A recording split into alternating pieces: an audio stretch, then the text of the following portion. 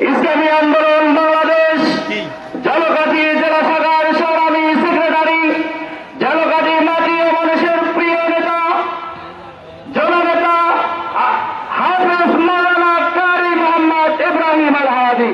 বক্তব্য রাখছেন জননেতা হাফেজ কারি মাওলানা মোহাম্মদ ইব্রাহিম আল হাদি।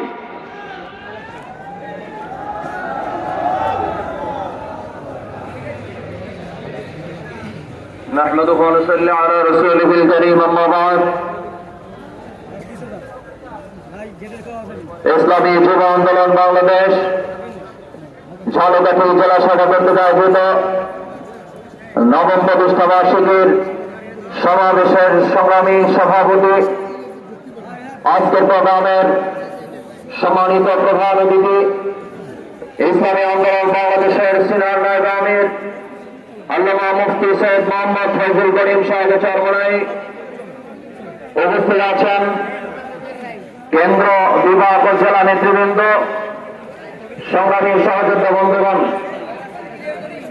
ইসলামী আন্দোলন বাংলাদেশ 1987 সাল থেকে এই বাংলার জমিনে ইসলাম, দেশ ও মানবতার কল্যাণে জনগণের দুর্দিনে সব সময় মাঠে ময়দানে কাজ করে আসছেন।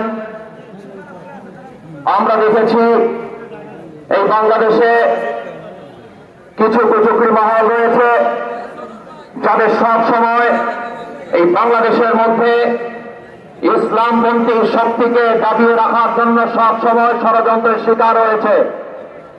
ইসলামী শক্তির উত্থান এই বাংলার জমিনে কিছু সংখ্যক মানুষ তারা উঠতে দিতে চায় না, ইসলামী শক্তির উত্থানকে তারা দাবিয়ে দিতে চায়।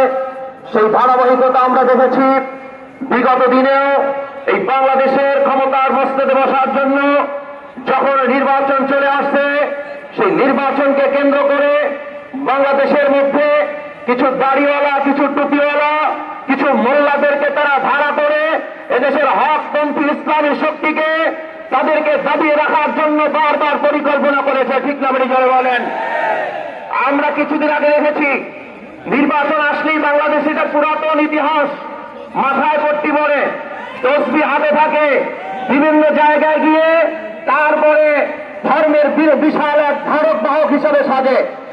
আমরা বিগত দিনে দেখেছি নির্বাচন আসলে মক্কা শরীফ ভাস করার জন্য যায়, নির্বাচন আসলে আর মাথার থেকে টুপি নামায় না, নির্বাচন আসলে মাজার দেখে না আর মন্দির দেখে না, যেখানেই পায় সেখানে জিয়ারতের জন্য দাঁড়িয়ে যায়। আর আমরা যারা ইসলামকে সারা জীবনের জন্য